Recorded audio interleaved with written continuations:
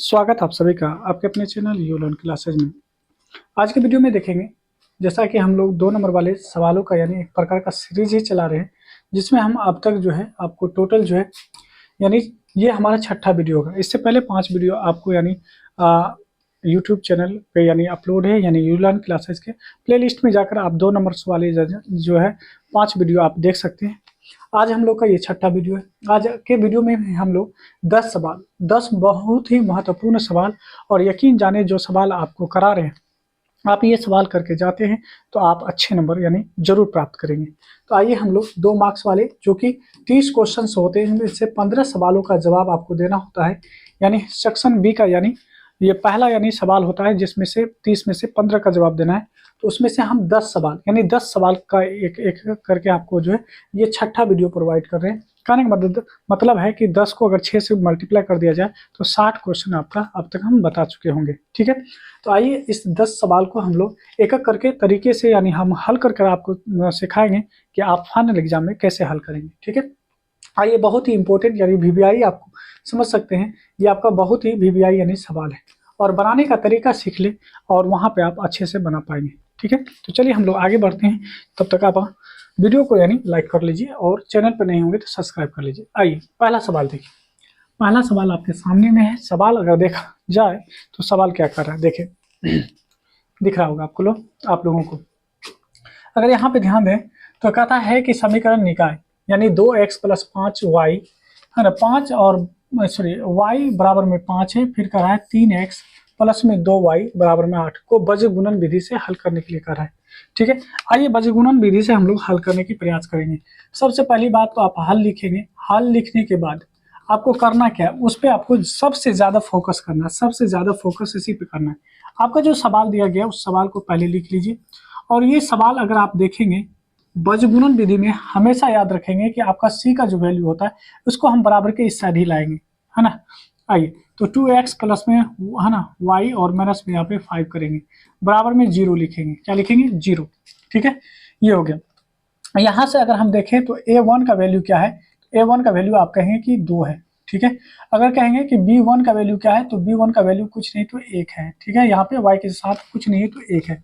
अगर हम कहते हैं कि C1 का वैल्यू क्या है तो C1 का वैल्यू आप -5 कहेंगे, कोई दिक्कत की बात नहीं है। ठीक है, आइए दूसरा अगर देखें तो हम दूसरा यहाँ पे क्या कर सकते हैं, जो हम लोग का दूसरा समीकरण है, दूसरा समीकरण अगर देखें यहाँ पे तो दूसरा समीकरण दे रखा है 3x प्लस में 2y और बराबर में 8। लेकिन हम क्या करेंगे 3x प्लस में 2y और माइनस में 8 लिखेंगे, क्योंकि बराबर इस साइड प्लस है, अब बराबर के इस साइड लाएंगे तो माइनस हो जाएगा। अब यहाँ पे अगर देखा जाए तो a2 का वैल्यू क्या है, a2 का वैल्यू 3 हो जाएगा। b2 का वैल्यू क्या होगा, तो b2 का वैल्यू आपको 2 हो जाएगा। और c2 का वैल्यू क्या हो जाएगा, तो c2 का जो वैल्यू होगा यहाँ पे अगर देखें तो c2 का वैल्यू -8 हो जाएगा, कोई दिक्कत की बात नहीं। आइए वज्रगुणन लगाते हैं, जो हम वज्रगुणन विधि लगाते हैं, कौन सा, तो वज्रगुणन विधि। ठीक है, वज्रगुणन विधि, क्रॉस मल्टीप्लिकेशन मेथड कहते हैं। ठीक है, गुणन विधि। इस विधि के बारे में अगर हम बात करते हैं तो आपको याद रखना है, याद क्या रखना है कि x बराबर जो होता है ये क्या होता है, x बराबर होता है b1c2 माइनस में b2c1। ठीक है, और नीचे में हो जाएगा a1 a2 यानी b2 और यहाँ पे हो जाएगा a2 b1। ठीक है, ये आपका फॉर्मूला होता है। ये क्या होता है, फॉर्मूला है, इस फॉर्मूले को अच्छे से याद कर लीजिए। ठीक है, bc करके ऊपर में देखिए क्या आएगा, बी से नीचे में ए बी करके आएगा, क्या बी सी और ए बी करके आएगा। आइए अब एक एक करके सारे के वैल्यू को पुट करेंगे और हम लोग आंसर निकाल लेंगे। ठीक है, आइए आंसर निकालते हैं। यहाँ पे देखेंगे b1 का वैल्यू क्या है, तो b1 आप देखेंगे यहाँ पे b1 का वैल्यू 1 है तो 1 लिखेंगे मल्टीप्लाई। उसके बाद c2 का वैल्यू देखेंगे तो -8 है तो यहाँ पे -8 लगाएंगे। इसके बाद ये वाला माइनस तो माइनस लगा दीजिए। b2 का वैल्यू देखेंगे तो b2 का वैल्यू 2 है तो 2 रखेंगे। और b1 का वैल्यू देखेंगे तो यहाँ पे क्या है, सॉरी c1 होगा, यहाँ पे क्या होगा c1 का वैल्यू क्या है तो -5 है तो -5 रखेंगे। ठीक है, आ जाइए नीचे में आ जाइए, a1/a2 क्या कहेंगे, a1/a2। यहाँ देखिए a1, यहाँ देखिए a1 और b2 हो जाएगा। ठीक है, यहाँ देखिए a1 का वैल्यू क्या है, a1 का वैल्यू देखेंगे तो 2 तो आप 2 रखेंगे मल्टीप्लाई। उसके बाद b2 का वैल्यू देखेंगे तो 2 है तो 2, यहाँ पे देखिए b2 2 तो 2 रखेंगे। फिर ये वाला माइनस है तो माइनस लगा दीजिए। a2 का वैल्यू देखेंगे तो a2 का वैल्यू 3 है तो 3 लगा दीजिए। उसके बाद कहेंगे यहाँ पे B1 का वैल्यू देखेंगे तो B1 का वैल्यू 1 है तो 1 लगा दीजिए, ठीक है। आगे बढ़ जाइए। अब देखेंगे -1 गुना 8 करेंगे तो -8 आएगा, ठीक है। याद रखिए माइनस गुना माइनस करेंगे तो प्लस हो जाएगा, और 2 को 5 से गुना करेंगे तो 10 हो जाएगा। नीचे में देखिए क्या होगा, 2 गुना 2 4 हो जाएगा, और माइनस और 3 गुना 1 करेंगे तो 3 हो जाएगा, ठीक है। अब यहाँ पे देखें तो हमारे सामने जो x का वैल्यू आ रहा है, यानी x, क्योंकि ये x के ही बराबर चल रहे हैं हम लोग, तो x का जो वैल्यू आएगा क्या आ जाएगा, x बराबर में क्या हो जाएगा, तो देखिए 10 में से 8 घटाएंगे तो 2, और 4 में से 3 घटाएंगे तो 1, तो 2/1 हो जाएगा। कहने का मतलब 2 आ जाएगा, यानी x का वैल्यू देखा जाए तो यहाँ पे आ गया कितना, x का वैल्यू आ गया 2, ठीक है। ये अभी हम x का वैल्यू निकाले। अब हम लोग निकालेंगे y का वैल्यू। तो y का फॉर्मूला क्या होता है, y बराबर होता है यहाँ पे देखिए b और c आया तो अब आएगा c a करके आएगा, यानी c और a, तो c1 a2 माइनस में c2 a1, नीचे में आपका ab करके ही आएगा a1 b2 और माइनस में a2 b1, ठीक है। आगे इनके यानी हम लोग क्या करते हैं, वैल्यू को रखते हैं। c1 का वैल्यू देखेंगे तो c1 का वैल्यू -5 है तो -5 रख दें, ठीक है। मल्टीप्लाई a2 देखेंगे तो a2 का वैल्यू क्या है, a2 का वैल्यू अगर देखेंगे a2 3 है तो 3 रखिए। उसके बाद माइनस c2 का वैल्यू देखिए तो c2 का वैल्यू है -8 तो -8 रख दीजिए, मल्टीप्लाई, और a1 का वैल्यू देखेंगे तो 2 है तो 2 रखेंगे, ठीक है, 2 रखेंगे। नीचे आ जाइए, नीचे में फिर वही बात जो आप यहाँ पे रखे थे, सेम टू सेम बात आएगा, बस इसी बात को वहाँ पे है ना कॉपी पेस्ट करना है। 2 × 2 और 3 × 1, 3 × 1। अब ध्यान देंगे 5 × 15 हो जाएगा, क्या हो जाएगा 5 × 15, और minus plus minus, minus plus minus, यानी माइनस और माइनस प्लस हो जाएगा, और 8 दूना 16 हो जाएगा, और नीचे में क्या आएगा, ये आ जाएगा 4 माइनस में 3, ठीक है।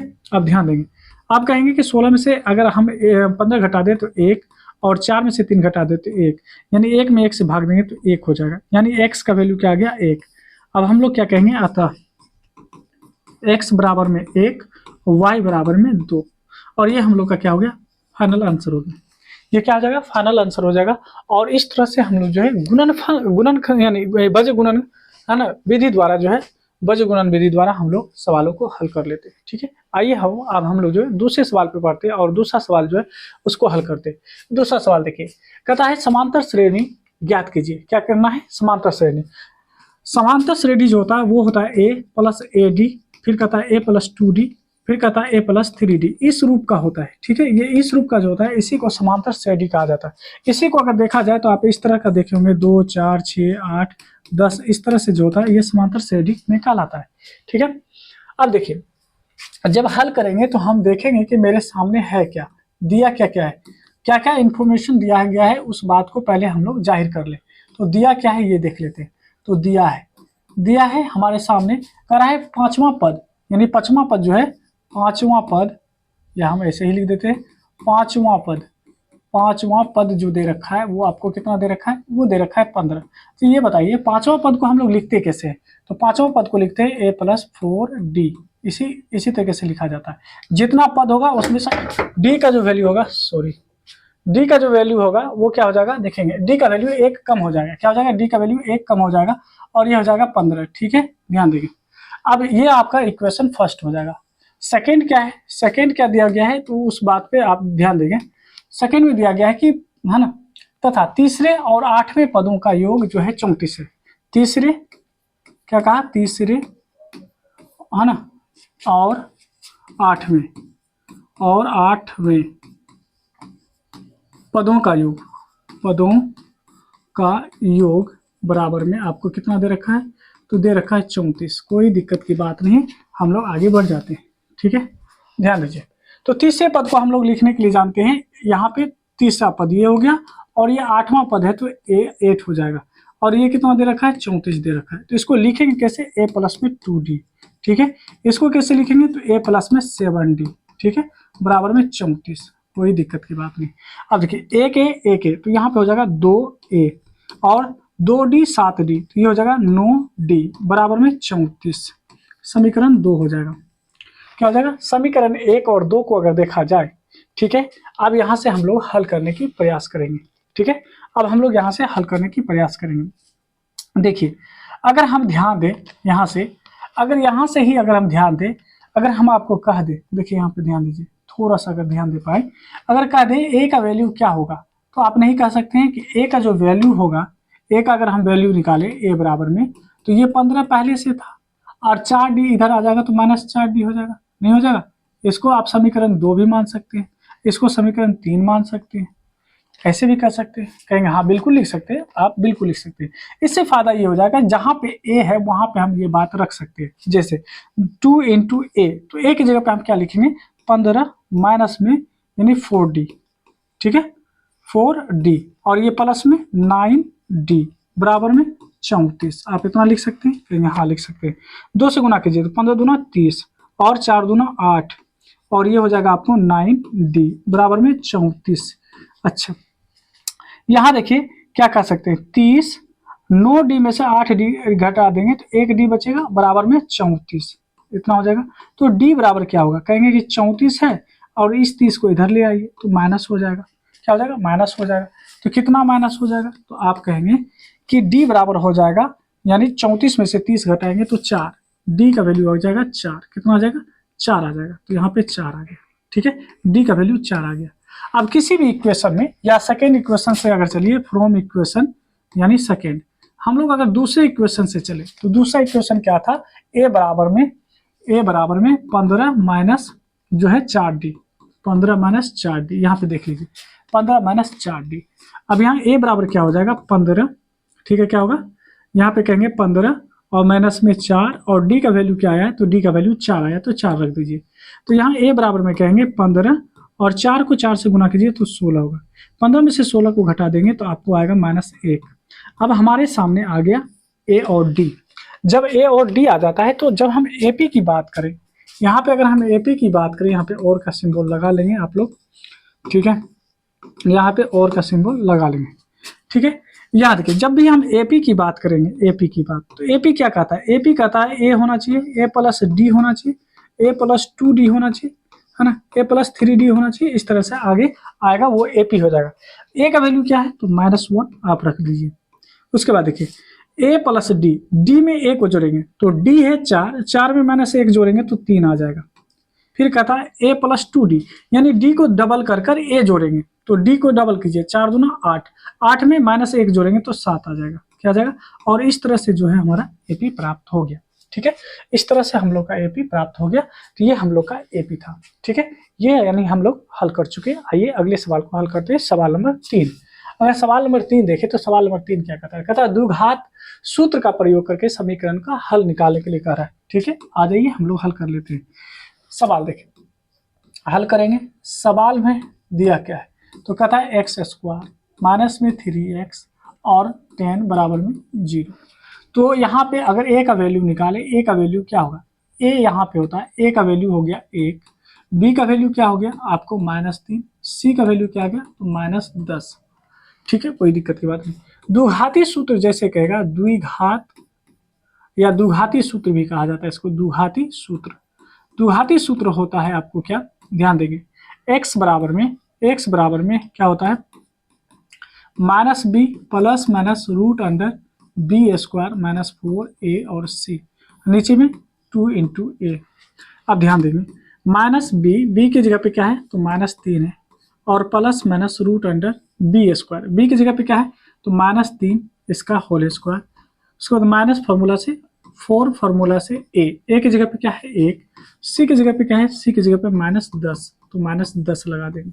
नीचे में क्या लिखेंगे, नीचे में लिखेंगे 2 इंटू a की जगह पे क्या रखेंगे 1, क्योंकि a का वैल्यू 1 दिया हुआ है। अब देखेंगे यहाँ पे ध्यान देंगे, माइनस इंटू माइनस प्लस, और हो जाएगा आपको 3, और ये हो जाएगा प्लस माइनस रूट ओवर, ध्यान देंगे 3 तिया 9, माइनस माइनस प्लस हो जाएगा, माइनस इंटू माइनस प्लस, और 10 चौके 40 हो जाएगा। नीचे में क्या आ जाएगा 2 इंटू a तो 2 ही होगा। अब हो जाएगा 3 प्लस माइनस रूट अंडर, ये हो जाएगा आपका 49, नीचे में क्या हो जाएगा 2 हो जाएगा। अब ध्यान देंगे यहाँ पे, अब हमारे सामने क्या आएगा तो प्लस माइनस यहाँ पे हो जाएगा 7 गुना 7 यानी 49 होता है, तो ये आ जाएगा प्लस माइनस 7, नीचे में 2। ये किसका वैल्यू आ रहा है, तो याद रखेंगे ये x का ही वैल्यू आ रहा है। तो x का वैल्यू क्या हो जाएगा, एक बार आप 3 प्लस 7 करेंगे, भाग में 2 करेंगे, और दूसरा जो करेंगे 3 माइनस 7 करेंगे और भाग में 2 करेंगे। ठीक है, तो यहाँ से आ जाएगा आपको 10 भागा 2। यहाँ से आपको क्या मिलेगा, -4 भागा 2। तो यहाँ से मिल जाएगा 5 और हमारे सामने आ गया -2। तो x का जो वैल्यू आ गया, x का वैल्यू आ गया 5 और -2 आ गया। ये हम लोग का क्या है, फाइनल आंसर है और ये हम लोग हल कर चुके हैं। ठीक है, आपसे अगर पूछा जाए द्विघाती फॉर्मूले का इस्तेमाल करके हल करने के लिए, तो सेम टू सेम इसी प्रकार से हल करना है। ठीक है, आइए नेक्स्ट सवाल को देखते हैं। अगला सवाल क्या है, सवाल नंबर 4 कहता है सिद्ध कीजिए कि 5 माइनस √3 एक अपरिमेय संख्या है। ठीक है, तो आइए इसको हल करते हैं। हल करने के लिए हम लोग क्या करेंगे, यहाँ पे हम लोग हल लिखेंगे और देखेंगे, मान लेंगे कि माना 5 माइनस √3 एक अपरिमेय संख्या है, क्योंकि अपरिमेय दिया है तो परिमेय आपको मानना है। क्या है, परिमेय संख्या है। क्या है, परिमेय संख्या है। ठीक है, इस तरह से हम लोग मान लेंगे। अगर हम ये परिमेय संख्या मान लिए तो याद रखेंगे ये p/q के रूप में हम लिख सकते हैं, क्योंकि परिमेय संख्या p/q के रूप में होता है। और ये p एंड q क्या है, को प्राइम नंबर है। इस बात को आप याद रखेंगे, को प्राइम नंबर है। क्या है, को प्राइम है। ठीक है, अब ध्यान देंगे ये आपका क्या है 5। अगर इधर हम p को लेके आ जाए तो p/q माइनस में हो जाएगा और √3 को इस साइड भेजे तो ये हो जाएगा प्लस में √3। ठीक है, अब इसको अगर भिन्न का जोड़ भी कर लेंगे तो ये हो जाएगा 5q माइनस में p अपॉन में q। ये हो जाएगा बराबर में क्या, √3 के। अच्छा, ये बताइए, क्योंकि यहाँ पे 5 जो है पी क्यू के साथ आया तो ये आपका परिमेय संख्या के रूप में आ गया, p/q के रूप में आ गया, तो ये परिमेय हो गया। लेकिन √3 क्या है, √3 तो एक अपरिमेय संख्या है। क्यों, क्योंकि इसको हम लोग पहले भी सीख करके जान चुके हैं, ये क्या है, अपरिमेय संख्या है। तो हमको यहाँ पे लिखना पड़ेगा, थोड़ा सा लिखेंगे, चूंकि 5q माइनस p अपॉन में q एक परिमेय संख्या है, जबकि √3 कौन सा, √3 एक अपरिमेय ठीक है संख्या है। क्या है, अपरिमेय संख्या। ठीक है, आगे लिखेंगे इस तरह एक परिमेय एवं एक अपरिमेय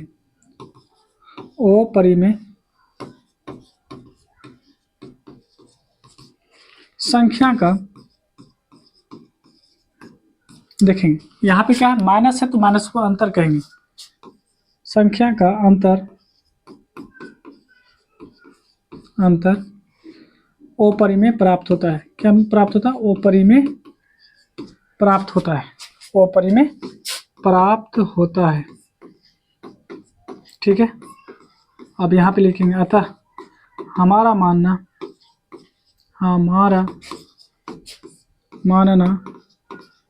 गलत हुआ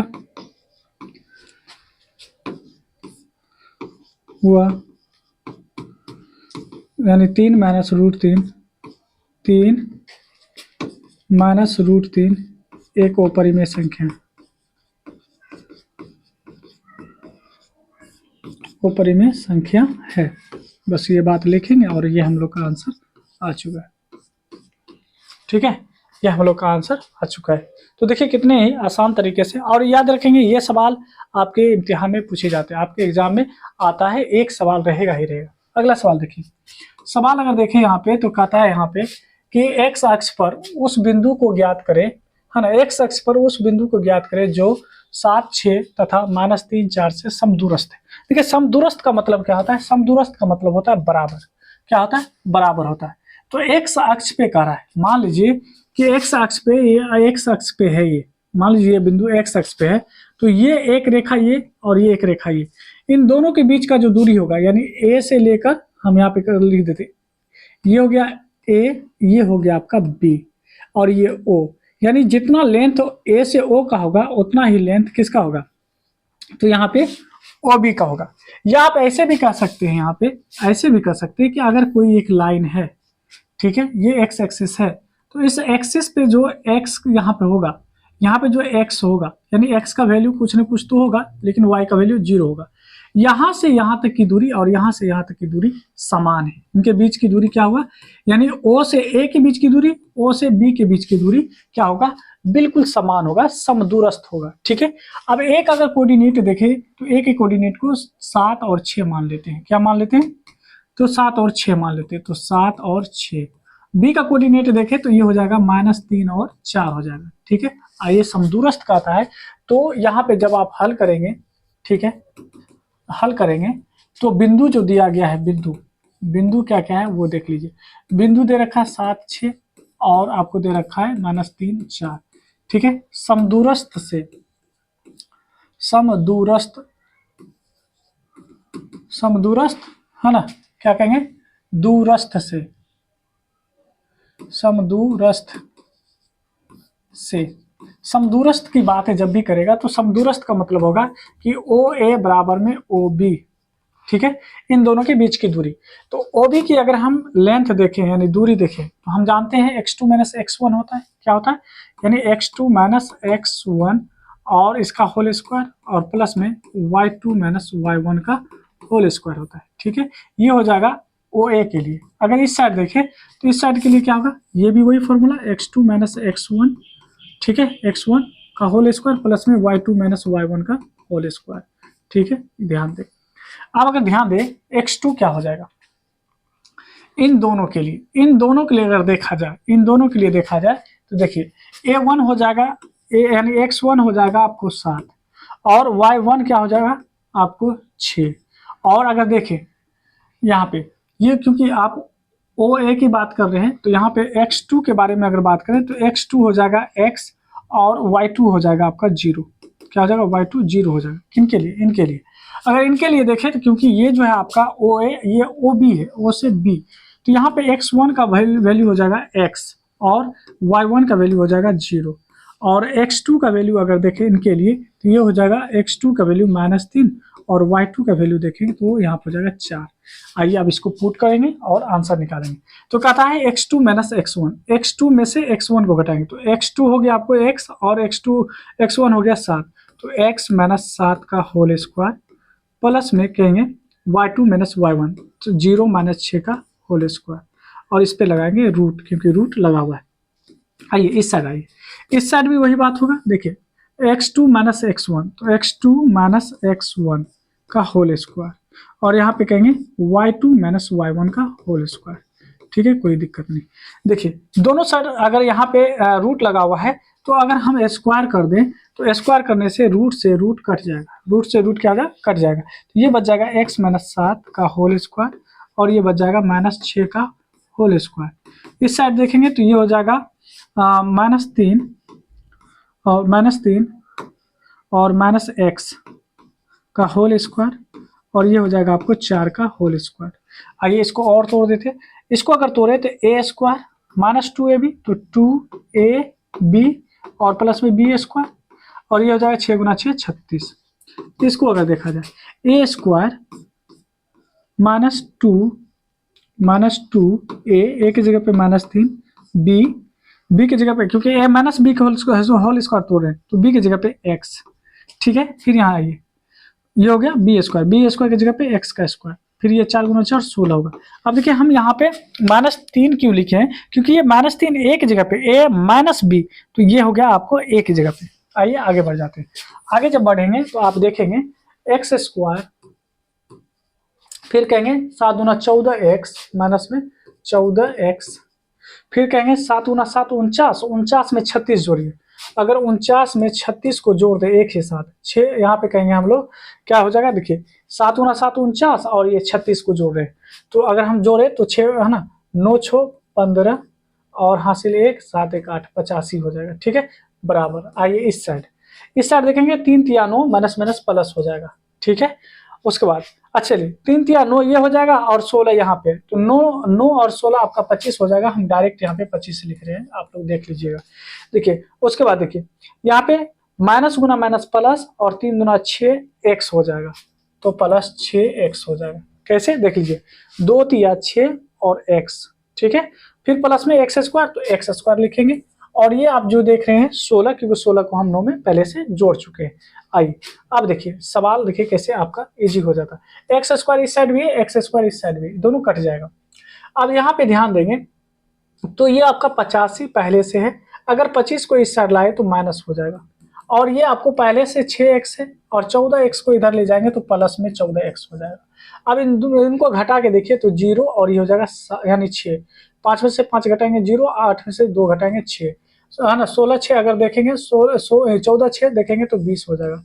अगर 20 से अगर हम भाग देंगे तो 60 में 20 से भाग दीजिए तो 3 बार में लग जाएगा। कितने बार में? 3 बार में। तो यानी x का वैल्यू कितना आ गया? 3।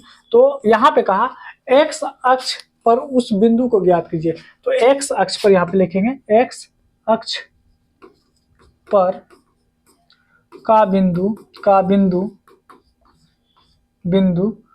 है ना बराबर में, यानी x का वैल्यू कितना? x का वैल्यू यहाँ पे 3 और 0, 3 और 0 आपका फाइनल आंसर हो जाएगा। ठीक है, 3 0 आपका आंसर हो जाएगा। ठीक है, यहाँ पे आप और का इस्तेमाल कर लीजिएगा क्योंकि बराबर का चिन्ह इस्तेमाल किए हैं बीच में। ठीक है, तो और का इस्तेमाल कर लीजिएगा। आइए आगे बढ़ जाते हैं। अगला देखिए तो कहता है 10a बराबर में 4 बटे में आपको 3 दिया है, तब कह रहा है आपको कि 3 साइन a प्लस 2 है ना कोस a, और फिर कह रहा है 3 साइन a माइनस में 2 कोस a, यानी इसको कर रहा है निकालने के लिए। कोई दिक्कत की बात नहीं, आइए इसको हल कर लेते हैं। हल करेंगे और देखेंगे क्या दिया है। तो 10a बराबर में आपको दे रखा है 4 बटे में 3। बहुत बढ़िया। अच्छा, आगे अगर देखेंगे तो इसको और हम क्या कर सकते हैं, आगे हम इसको क्या कर सकते हैं। यहाँ पे अगर और आपको हम थोड़ा सा सिंपल बताएं तो क्या साइन a बटे में कोस a लिख सकते हैं? कोस a आप कहेंगे हाँ लिख सकते हैं। 4 बटे में ये क्या होगा? 3 हो जाएगा। अब देखिए ये साइन का वैल्यू हो जाएगा और ये देखेंगे तो कोस का वैल्यू हो जाएगा। अब आपको सवाल क्या दिया था? 3 साइन a प्लस में 2 कोस a। इस नीचे में अगर देखेंगे तो यहाँ पे कर सकते हैं 3 साइन a माइनस में 2 कोस a। ठीक है, आप देखिए 3 रखेंगे और 3 की जगह पे साइन का वैल्यू क्या है? तो साइन की जगह पे 4 प्लस 2 गुना कोस की जगह पे क्या है? 3, तो 3 रख दीजिए। नीचे में आइए 3 और साइन की जगह पे क्या है? तो साइन की जगह पे 4, तो 4 रख दीजिए, प्लस माइनस, यहाँ पे माइनस होगा, माइनस और 2 गुना कोस की जगह पे 3 रख दीजिए। अब इसी को आगे अगर हम बढ़ाएं तो आप देखेंगे 4 तिया 12, ठीक है 4 तिया 12 प्लस और 3 दूना 6 हो जाएगा। क्या हो जाएगा? 3 दूना 6। नीचे में देखेंगे 4 तिया 12 और माइनस 6 हो जाएगा। आप देखेंगे ये हो जाएगा 18 माइनस करेंगे 12 में से 6 घटाएंगे तो 6 तिया 18, यानी आपका जो आंसर हो जाएगा वो क्या हो जाएगा? वो 3 के बराबर हो जाएगा। ठीक है, चलिए इनको भी हम लोग हल कर चुके हैं। तो आप बढ़ेंगे अगले सवाल नंबर 7। कहता है एक लंबवृत्तीय शंकु की ऊंचाई आपको जो है 28 सेंटीमीटर और आधार की त्रिज्या 21 सेंटीमीटर है, तो इसका आयतन करा ज्ञात करने के लिए। आइए कोई दिक्कत की बात नहीं है, शंकु की बात कर रहा है। शंकु आपका इस प्रकार से होता है। क्या होता है? इस प्रकार से होता है। ठीक है, ये शंकु है। शंकु के जो त्रिज्या दे रखा है आपको, ये दे रखा है 21 सेंटीमीटर। कितना? 21 सेंटीमीटर। इसका जो ऊंचाई दे रखा है, ऊंचाई कितना दे रखा है? ऊंचाई 28 सेंटीमीटर है, 28 सेंटीमीटर। ठीक है, इसका आयतन पूछ रहा है, तो हम यहाँ पे हल जब करेंगे तो कहेंगे दिया है। दिया क्या है वो देख लीजिए, दिया है ऊंचाई अगर देखें तो ऊंचाई आपको कितना दे रखा है? ऊंचाई को ही h कहा जाता है, 28 सेंटीमीटर। अगर हम त्रिज्या की बात करें, त्रिज्या कितना दे रखा है? तो त्रिज्या जिसको r कहते हैं, r दे रखा है आपको 21 सेंटीमीटर। ठीक है, तो शंकु का जो आयतन होता है वो क्या होता है? आपको याद होना चाहिए फॉर्मूला, 1/3 पाई r स्क्वायर h होता है। 1/3 पाई r स्क्वायर h होता है। तो 1/3 पाई का वैल्यू 22/7, r का स्क्वायर, r हो गया 21 गुना 21। ठीक है, और यहाँ पे हो जाएगा आपको h हो जाएगा 28। अगर हम यहाँ से डिवाइड करें 7 तिया 21, 3 इकाई 3 कट गया। आप गुना कर दीजिए किसको? 28 गुना 21 और गुना 22 को, 22 गुना 21 और गुना में हो जाएगा आपको 28 सभी को, यानी आप मल्टीप्लाई करके यहाँ पे लिख देंगे। ठीक है, जो मल्टीप्लाई करके लिखेंगे वहाँ पे सेंटीमीटर क्यूब लगा दीजिएगा, आपका आंसर आ जाएगा। ठीक है, तीनों के क्या करेंगे? मल्टीप्लाई कर लेंगे। हम करके देखते हैं एक बार। 21 दूना 42, 21 दूना 42, 21 दूना 42, 4 46, और इसको मल्टीप्लाई करेंगे 28 से। 8 दूना 16, 8 6 के 48, एक 49 और 8 चौके 32, 32 4 36 और ये हो जाएगा 4, ये हो जाएगा 2, ये हो जाएगा 5, इसको करेंगे 6 3 8 1 9 और 8 8 9 3 6 8 9 3 6 सेंटीमीटर क्यूब हो जाएगा। क्यों? क्योंकि आयतन पूछा है, तो आपका आंसर ये फाइनल हो जाएगा। ठीक है, ये हम लोग का क्या है, फाइनल आंसर है। आइए सवाल नंबर 8 देखते हैं। कहता है दो पासे को एक बार फेंका जाता है ना, फेंका जाता है तो दोनों पर समान अंक आने की प्रायिकता क्या होगा। चलिए अगर हम यहाँ पे हल करें और पासा देखें, हल करें यहाँ पे, तो पासा में जो फलक होते हैं, पासा के फलक, तो पासा के जो फलक होते हैं वो क्या होते हैं, तो देखिए 1 2 3 4 5 और 6, तो कुल परिणाम अगर देखें तो कुल परिणाम कितना होगा, कुल परिणाम आपका आ जाएगा 6। एक पासा में 6 हो गया, तो दो पासा, तो यहाँ पे कहेंगे दो पासा में कुल परिणाम। अगर दो पासा के कुल परिणाम की बात किया जाए, परिणाम की बात किया जाए, तो यहाँ पे इसका रिजल्ट क्या आएगा, तो एक पासा में 6, तो दो पासा में क्या होगा, 6 गुना 6 36 हो जाएगा। कितना हो जाएगा, 36 परिणाम हो जाएंगे। टोटल कितने, 36। और समान अंक की बात करें तो याद रखेंगे, जब हम दो पासा को लुढ़काएंगे तो एक एक आएगा दोनों पासा में तो समान अंक है, दो दो आएगा तो समान अंक है, तीन तीन आएगा तो समान अंक है, चार चार आएगा तो समान अंक है, पांच पांच आएगा तो समान अंक है, और छः छः आएगा तो ये समान अंक है। तो समान अंक आने वाली संख्या, अगर संख्या देखें तो 1 2 3 4 5 6, तो ये हो जाएगा 6। तो अब जैसे हम प्रायिकता निकालेंगे, क्योंकि आपसे प्रायिकता पूछा है, प्रायिकता, तो प्रायिकता बराबर क्या होगा, कुल परिणाम नीचे और डिजायर परिणाम ऊपर। तो 6 यानी 6 का 6 गुना 6 36, तो 1 यानी 6 हो जाएगा, जो हम लोग का क्या हो जाएगा, फाइनल आंसर आ जाएगा। ठीक है, आइए अगला सवाल देखते हैं, सवाल नंबर 9। अब यहाँ पे करा है कि बहुलक ज्ञात करने के लिए, क्या कराने के लिए, बहुलक ज्ञात करने के लिए। कोई दिक्कत की बात नहीं, आइए हल कर लेते हैं। बहुलक CI, इसको कहते हैं क्लास इंटरवल। क्लास इंटरवल क्या है, तो देखेंगे 0 से 10, 10 से 20, 10 से 20, 20 से 30, 20 से 30, 30 से 40, और 40 से आपको क्या दिया है, 50, और 50 से 60, 50 से कितना दिया है, 60 दिया है, 60। ठीक है, आइए ये इसको कहते हैं फ्रीक्वेंसी। फ्रीक्वेंसी का मतलब बारंबारता, है ना। बारंबारता कितना दे रखा है, फ्रीक्वेंसी कितना दे रखा है, तो देखेंगे यहाँ पे हम लोग के सामने। तो फ्रीक्वेंसी आपको 8 दे रखा है, 12 दे रखा है, 6 दे रखा है, 15 दे रखा है, आप देखेंगे 7 है और 3 है, कोई दिक्कत नहीं। अब देखिए जब हम बहुलक की बात करते हैं तो सबसे अधिक बार कौन सा यानी रेंज में है, तो सबसे ज्यादा अगर देखेंगे तो यहाँ पे 15 दे रखा है, क्या है, 15 है। ठीक है, तो 15 जो है तो ये आपका F1 हो जाएगा, और ये आपका क्लास इंटरवल हो जाएगा। इससे पहले वाले आपका F0, इसके बाद वाला F2 हो जाएगा। ठीक है, अब यहाँ पे अगर हम क्लास इंटरवल देखें तो क्लास इंटरवल मेरा क्या है, 30 से लेकर 40 के बीच का है। ठीक है, यहाँ पे अगर लोअर लिमिट देखें तो 30 हो गया। इन दोनों के बीच का अगर हाइट देखें कितना होगा, तो 40 में से 30 को घटाएंगे तो 10 हो जाएगा। अगर हम ये F0 की बात करें, F0 का मान कितना है, तो 6 दे रखा है। F1 की बात करें, F1 कितना दे रखा है, तो F1 आपको 15 दे रखा है।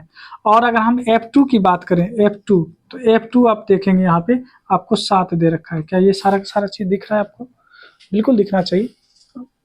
अच्छा चलिए इसको हम ऊपर लिख लेते हैं, क्योंकि नहीं दिख रहा है आपको। ठीक है, F0 तक तो आपको दिख रहा होगा। F अगर हम यहाँ पे F0 के बाद F1 ले तो F1 कितना है, तो F1 हो जाएगा आपको 15, और F2 कितना हो जाएगा, अगर F2 की बात करें तो ये आ जाएगा 7। आइए बहुलक का फॉर्मूला क्या होता है वो लगाते हैं। बहुलक क्या है, बहुलक का फॉर्मूला होता है L प्लस में यहाँ पे F1 माइनस F0 बटे में 2F1 माइनस F0, है ना, माइनस F0 माइनस F2। ठीक है, और इंटू में H होता है। ये किसका फॉर्मूला होता है, तो याद रखेंगे ये बहुलक का फॉर्मूला होता है। अब ध्यान देंगे L का वैल्यू कितना, L का वैल्यू देखेंगे तो 30 है, 30 लगा दीजिए। प्लस में F1 का वैल्यू क्या है, F1 का वैल्यू है 15, और F0 का वैल्यू कितना है, तो F0 का वैल्यू देखेंगे तो है 6। F0 का वैल्यू आप यहाँ पे देख पाएंगे 6 है, तो 6 लगा दीजिए। ठीक है, नीचे में देखिए 2 इंटू F1 का वैल्यू कितना 15 और F0 का वैल्यू 6 माइनस में F2 का वैल्यू देखेंगे तो यहाँ पे आप 7 देख पा रहे होंगे, 7 लगा दीजिए। ठीक है, इंटू में H का वैल्यू 10 आया है, H का वैल्यू कितना है 10 है। ठीक है, आइए यहाँ पे हम लोग कहेंगे 30 प्लस में 15 में से अगर 6 घटाते हैं तो बचेगा 9 और 9 को 10 से गुना कर दीजिए तो 90। नीचे में देखिए 15 दूना 30, 30 में से क्या होगा 7 6 13 को घटाना पड़ेगा। ठीक है, आगे चलिए, आगे अगर चलेंगे तो कहेंगे 30 प्लस में आगे 90 और बटे में कितना हो जाएगा, तो देखिए 30 में से अगर आप 13 घटाते हैं तो बचेगा 17।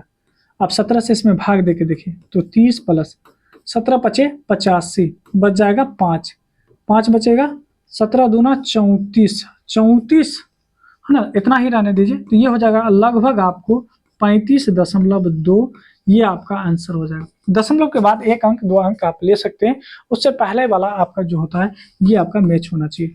तो यानी 35 दशमलव समथिंग आ जाएगा और ये आपका क्या हो जाएगा बहुलक हो जाएगा।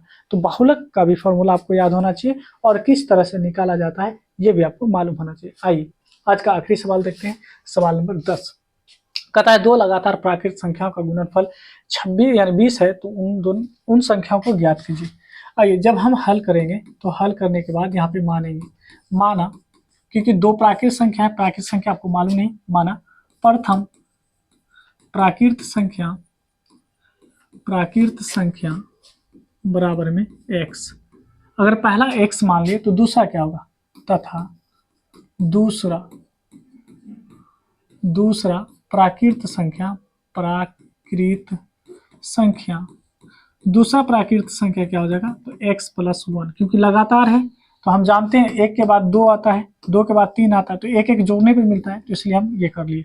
प्रश्न क्या कहा, तो प्रश्न कहा दोनों को अगर गुना कर दिया जाए x और x प्लस 1 दोनों को गुना कर दिया जाए तो 20 मिलेगा। गुणनफल कितना होगा 20 होगा। गुना करके देखिए, यहाँ पे अगर हम गुना करते हैं तो क्या हो जाएगा एक्स स्क्वायर और प्लस में x बराबर में 20। इसी को अगर आगे लेके चले तो एक्स स्क्वायर प्लस में x 20 को इधर लाए तो माइनस 20 बराबर में 0। अब इसको अभाज्य गुणनखंड विधि द्वारा या फिर आप जो है द्विघाती सूत्र द्वारा किसी भी विधि द्वारा आप कर सकते हैं। अच्छा 5 चौके कितना होता है, कहेंगे 5 चौके 20 होता है। अब 5 में से 4 घटा देंगे तो कहेंगे 1 होता है, तो कहेंगे एक्स स्क्वायर प्लस में 5x माइनस में यहाँ पे 4x, ठीक है, और माइनस 20। अब ऐसा क्यों किए कि 5 में से 4 को घटाए तो 1 आ गया और 5 4 को गुना किए तो 20 हो गया। ठीक है, अब इन दोनों में से कॉमन क्या है, उस कॉमन को पहले आप निकाल लीजिए इन दोनों में से। तो इन दोनों में केवल x आ रहा है, क्योंकि इसमें 2x है, 1x बाहर, तो 1x अंदर रह जाएगा, प्लस x बाहर आ गया तो केवल 5 रह जाएगा। इन दोनों के बीच क्या है, तो 4 यानी कॉमन, 4 के मल्टीपल में 20 भी आता है, तो -4 अगर निकाल लेंगे तो बच जाएगा x और यहाँ हो जाएगा प्लस में 5, 5 चूंकि 20 होता है। अब ध्यान देंगे यहाँ पे आपको क्या मिला, अंदर में x प्लस 5 है तो यहाँ पे लिखेंगे x प्लस 5, बाहर में क्या है, तो बाहर में x माइनस 4 है तो लिखेंगे x माइनस 4 बराबर में 0। ठीक है, अब देखिए, अब हम क्या कर सकते हैं कि ये x प्लस 5, ये जो देख रहे हैं x प्लस 5 एक बार 0 होगा, x प्लस 5 0 के बराबर होगा, और एक बार जो होगा आपका ये x माइनस 4 ये 0 के बराबर होगा, x माइनस 4 बराबर में 0 होगा। तो x बराबर में क्या होगा, उस साइड इसको भेजेंगे तो माइनस हो जाएगा। ठीक है, और यहाँ पे देखेंगे अगर इसको उस साइड भेजेंगे तो ये प्लस में हो जाएगा। तो हम कह सकते हैं अतः प्रथम संख्या अगर प्रथम संख्या की बात करें, प्रथम संख्या देखिए अतः है ना, यहाँ पे कहेंगे अतः प्रथम संख्या अगर हम कह दें, क्योंकि प्राकृत संख्या कर रहा है, प्राकृत संख्या नेगेटिव नहीं होता है, प्राकृत संख्या नेगेटिव नहीं होता है, इसलिए आप कह सकते हैं x does not equal to -5। क्यों, क्योंकि x जो है प्राकृत संख्या के बारे में बात कर रहा है और प्राकृत संख्या माइनस में नहीं होता है, तो इसीलिए प्रथम संख्या जो हो जाएगा आपका हो जाएगा प्लस में 4। तो दूसरी संख्या क्या हो जाएगा, तो दूसरी संख्या क्या हो जाएगा, दूसरी संख्या होगा, क्योंकि इसमें 1 जोड़ना होगा आपको, है ना। यहाँ पे देखिए x प्लस 1, तो x का वैल्यू 4, तो 4 में 1 जोड़ेंगे तो हो जाएगा 5। ये हमारा आंसर है, क्योंकि 5 और 4 को मल्टीप्लाई कीजिए, देखिए 20 आ जाएगा, क्या आ जाएगा 20 आ जाएगा। तो इस तरह से जो है हम लोग 10 सवालों को हल करते हैं और आप इसे बार बार प्रैक्टिस करें ताकि आपके लिए ये ज़्यादा ही आसान हो जाए और एग्जाम में आप है ना आसानी से लिख पाएंगे। तो चलिए आज की वीडियो में इतना ही रखेंगे और नेक्स्ट वीडियो में फिर आपके लिए 10 सवाल लाएंगे। तब तक आप इस सारे सवालों को एक बार 2 बार खुद से खूब बनाएं और अपनी तैयारी को मजबूत करें। मिलेंगे नेक्स्ट वीडियो में, लेकिन उससे पहले आपसे एक छोटा सा रिक्वेस्ट है, यदि आप चैनल को नहीं सब्सक्राइब किए तो चैनल को सब्सक्राइब कर ले और वीडियो को लाइक जरूर करेंगे। दोस्तों में भी शेयर कर सकते हैं। मिलते हैं नेक्स्ट वीडियो में।